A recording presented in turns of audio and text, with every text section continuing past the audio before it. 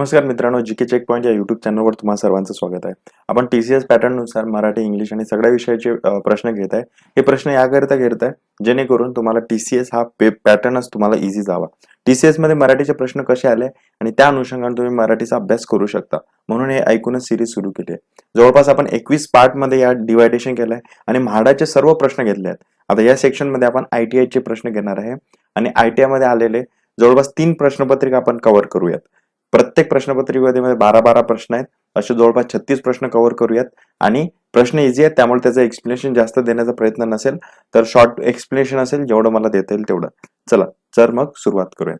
बघा पहिला प्रश्न बघा, सामासिक शब्दात दोन्ही पदे महत्वाची नसून त्यावरूनच तिसऱ्या पदाचा बोध होत असेल तर तो कोणता समास असतो?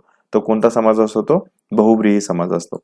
आता ऑलरेडी आपल्याला माहित आहे समासाचे 4 प्रकार असतात: अव्ययभाव समास, तत्पुरुष समास, द्वंद्व समास आणि हा बहुव्रीही समास. अव्ययभाव समासामध्ये पहिलं पद प्रमुख असतं, त्यानंतर तत्पुरुष समासामध्ये दुसरं पद प्रमुख असतं, त्यानंतर द्वंद्व समासामध्ये दोन्ही पदे प्रमुख असतात आणि बहुव्रीही समासामध्ये दोन्ही पदे महत्वाची नसून तिसराच एक बोध होतो, तर त्याला काय म्हणतात? बहुव्रीही समास. चला पुढचा प्रश्न बघा, परकीय या शब्दाचा विरुद्धार्थी शब्द शोधा. परकीय म्हणजे दुसरा वगैरे, तर त्याचं काय होईल? स्वकीय. ठीक आहे ना. चला पुढचा प्रश्न बघा, अभिजितने बाजारातून भाजी आणली या वाक्यातील कर्म सांगायचं आहे. तर कर्ता आणि कर्म कसे ओळखतो हे आपण बऱ्याच व्हिडिओमध्ये बघितलं आहे, तरी एकदा आपण बघू. कर्ता जेव्हा आपण क्रियापदाला नारा, नारी, नारे असं म्हणून प्रश्न विचारतो तेव्हा आपल्याला काय भेटत असतं? कर्ता. आणि कर्मसाठी आपल्याला काय असते? जेव्हा क्रियापदाला आपण ला, ली, ले असं विचारून जेव्हा प्रश्न विचारतो तेव्हा काय भेटतो आपल्याला? कर्म. आता इथे क्रियापद कोणतं आहे? आणली. तर आणलेली काय आहे? भाजी. मग भाजी काय? कर्म. ठीक आहे ना. असं कर्ता आणि कर्म शोधायचे असतात. चला पुढचा प्रश्न बघूयात आपण. प्रश्न क्रमांक 4, पुढीलपैकी कोणते वाक्य व्याकरणदृष्ट्या अचूक आहे?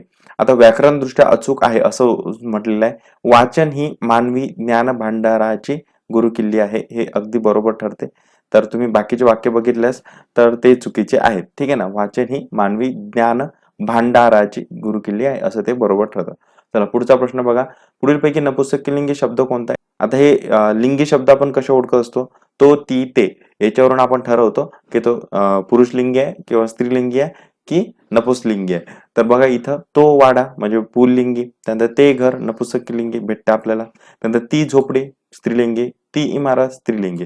चला पुढचा प्रश्न बघूयात, मधु लाडू खात असे या वाक्याचा काळ ओळखायचा आहे.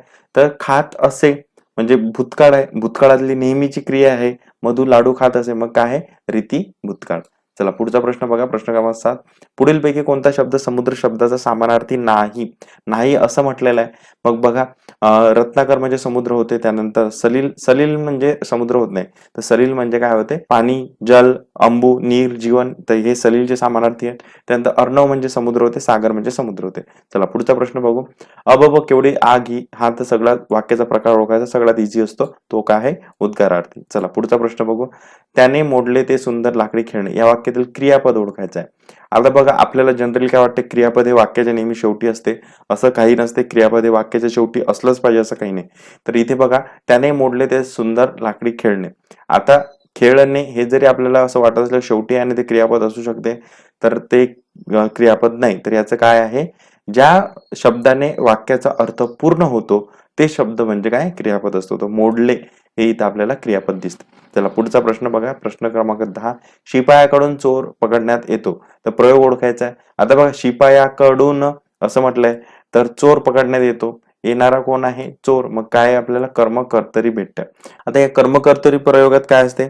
अशा प्रकारच्या वाक्यामध्ये कर्त्याचा स्पष्ट उल्लेख केलेला नसतो आणि कर्त्याला प्रत्यय असतो, तर कर्म हे काय असते? प्रत्ययरहित असते. म्हणून कर्म कर्तरी प्रयोग यालाच आपण काय म्हणत असतो? नवीन कर्मणी प्रयोग असंही म्हणतो. यामध्ये कर्त्याला कडून असे शब्दयोगी अवयव जोडून काय होते? इंग्रजी भाषेप्रमाणे त्याची रचना होते.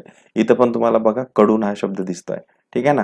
चला पुढचा प्रश्न बघू, प्रश्न क्रमांक 11, तारीख या शब्दाचे अनेक वचन काय होईल? तारखी, तारीखचं काय होईल? तारखा. अगदी सोपा होता.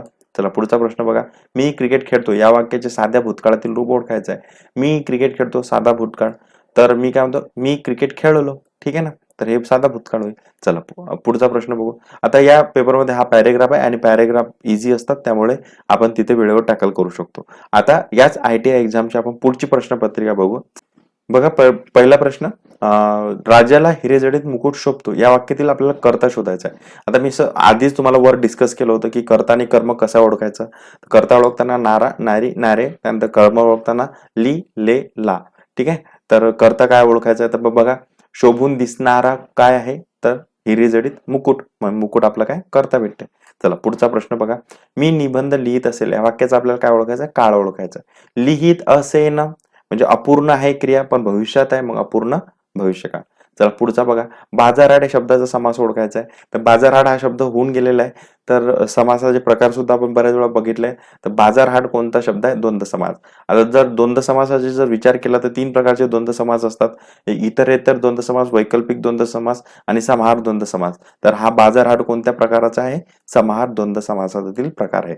चला पुढचा प्रश्न बघा, पुढीलपैकी तहान शब्दाचा समानार्थी शब्द कोणता. तहानचा काय होईल, तृष्णा. इथं तृण म्हणजे गवत असते, कृषी म्हणजे शेती येते आणि कृष्ण म्हणजे कृष्ण भगवानाचं हे नाव आहे. ठीक आहे. चला पुढचा प्रश्न बघा, त्याच्या घरात माणसे खूप आहेत, कंसाचे शब्द आहेत, जात ओळखायची आहे. त्याच्या घरात खाणारी माणसे खूप आहेत. ठीक आहे ना. तर नामाबद्दल विशेष माहिती सांगणारा जो शब्द आहे त्याला आपण काय म्हणत असतो, विशेषण. चला पुढचा प्रश्न बघा, लताबाई सुंदर गाणे म्हणते या वाक्यातील आपल्याला प्रयोग ओळखायचा आहे. तर बघा, म्हणणारी कोण आहे, लताबाई. म्हटलेले काय आहे, गाणे. तर मग काय आहे, सकर्मक कर्तरी प्रयोग आपल्याला दिसतो. ठीक आहे ना. आता जेव्हा आपण सकर्मक कर्तरी प्रयोगाचा विचार करतो तर याच्यामध्ये काय असते, वाक्यात हे कर्म असावेच लागते आणि वाक्य शक्यतो हे वर्तमान काळी असून कर्त्याला प्रत्यय नसून तो प्रथमेत असतो. ठीक आहे ना. आणि कर्माला प्रत्यय असतो किंवा नसतो, असं ती कंडिशन आहे. चला पुढचा प्रश्न बघा, तो मुलगा खेळत आहे या वाक्यातील रीती वर्तमान काळातील रूप सांगायचं आहे. आता तो मुलगा खेळत आहे तर रीती वर्तमान काळाचा आहे, तर तो मुलगा खेळत असतो. ठीक आहे ना. तो जनरल क्रिया आहे, नेहमी घडणारी क्रिया आहे, तर त्याचं उत्तर काय राहील, 3. चला पुढचा प्रश्न बघा, स्थैर्य या शब्दाचा विरुद्धार्थी शब्द शोधा. स्थैर्याचं काय होईल, अस्थैर्य. ठीक आहे ना.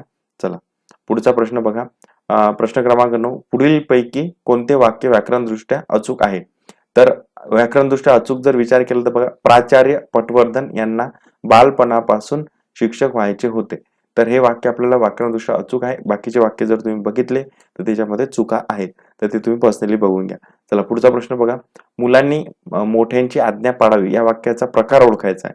तर मुलांनी आज्ञा पाळावी, आपल्याला बघा याच्यात आज्ञा हा शब्द जरी दिसत असला पण हे आज्ञार्थी नाही, तर हे काय आहे, एक प्रकारे रिक्वेस्ट केली आहे म्हणजे विनंती केली आहे किंवा आपण म्हणून याच्यात कर्तव्य आहे. तर हे कोणतं वाक्य ठरतं, विद्यार्थी. आता जर आपण विचार केला की विद्यार्थी वाक्य काय असतं, तर आपण असं म्हणू शकतो की वाक्यातील क्रियापदाच्या रूपावरून कर्तव्य, योग्यता, शक्यता, इच्छा इत्यादी गोष्टींचा आपल्याला बोध होतो, तर त्यास काय म्हणतात, विद्यार्थी वाक्य. आणि अशा वाक्यातील क्रियापद जे असतात त्या क्रियापदाला शक्यतो काय, वा, वी, वे हे प्रत्यय लागलेले असतात. तर इथं पण बघा, जो क्रियापद आहे इथे काय लागलेला आहे, पाळावी असं हे प्रत्यय लागलेला आहे. ठीक आहे ना. तर हे तुम्ही गोष्ट लक्षात ठेवा. चला पुढचा प्रश्न बघूया आपण, लिंग वचनानुसार पुढील पैकी कोणती जोडी चुकीची आहे. बालक, बालिका, त्यानंतर श्रीमान, श्रीमंती, दिग्दर्शक, दिग्दर्शिका, कवी, कवयित्री. आता दुसरा ऑप्शन सोडून सगळे ऑप्शन बरोबर आहे. इथे श्रीमानच्या पुढे काय पाहिजे होतं, श्रीमती पाहिजे होतं, त्या अनुसार नव्हता पाहिजे. ठीक आहे ना. तर श्रीमंती हे भाववाचक नाम नसते. चला पुढचा प्रश्न बघा, वचन विचारानुसार पुढीलपैकी कोणती जोडी योग्य आहे. वचन विचारानुसार, आता बघा, माडचं काय होईल, माळा होईल. पेरूचं काय होईल, पेरूच राहील. फांदीचं काय होईल, फांद्या होईल. आणि सासूचं सासवा. हे फक्त हेच वाक्य याच्या बरोबर आहेत.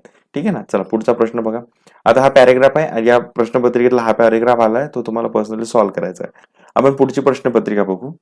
बघा, हा प्रश्न पहिला क्रमांक दिसतोय तुम्हाला, विजेवर चालतात. आता पंखा दिलेला आहे, गाळलेल्या जागी कंसातील नामाचे योग्य रूप निवडायचं आहे. तर पंखा विजेवर चालतात असं म्हणतो का आपण, तर पंखे विजेवर चालतात. ठीक आहे ना. चला पुढचा प्रश्न बघा, समीर चित्र रंगवतो, प्रयोग ओळखायचा आहे. रंगवणारा कोण आहे, समीर आहे, कर्ता. त्यानंतर रंगवलेलं काय, चित्र आहे. मग काय भेटते आपल्याला, कर्तरी प्रयोग भेटते. ठीक आहे ना. आणि कर्तरी प्रयोगात काय असते, कर्त्याच्या लिंग वचनाप्रमाणे क्रियापद बदलते. कर्ता कर्म दोन्हींना काय शक्यतो प्रत्यय नसतो. चला पुढचा प्रश्न बघा, वकिलाने आरोपीला आपली बाजू मांडू देणे कंसातील क्रियापदाचे योग्य रूप वापरून भूतकाळी वाक्य बनवायचं आहे. तर वकिलाने आरोपीला आपली बाजू मांडू दिली असं होईल ते. ठीक आहे ना, भूतकाळी रूप. चला पुढचा प्रश्न बघा, खालील कोणते वाक्य लेखन नियमानुसार आहे. तर प्रत्येक मनुष्याच्या अंगी कोणत्या तरी एका गोष्टीत दुसऱ्यास मागे टाकण्याची शक्ती स्वाभाविक असते. तर हे बरोबर आहे, बाकीचे सगळे वाक्य चुकीचे आहेत. ठीक आहे ना. तुम्ही जर स्टेटमेंट वाचले, प्रत्येक ऑप्शन वाचलं, तुम्हाला ते सहज लक्षात येईल. पुढचा प्रश्न बघा.